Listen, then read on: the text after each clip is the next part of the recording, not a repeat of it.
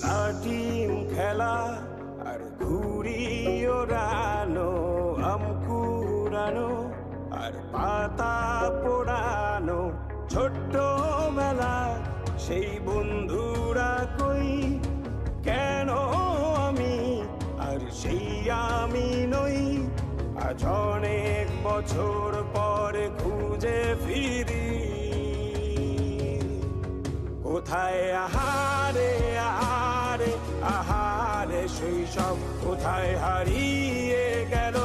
যে আহারে কৈশব, কোথায় আহারে আহারে আহারে শৈশব, কোথায় হারিয়ে গেল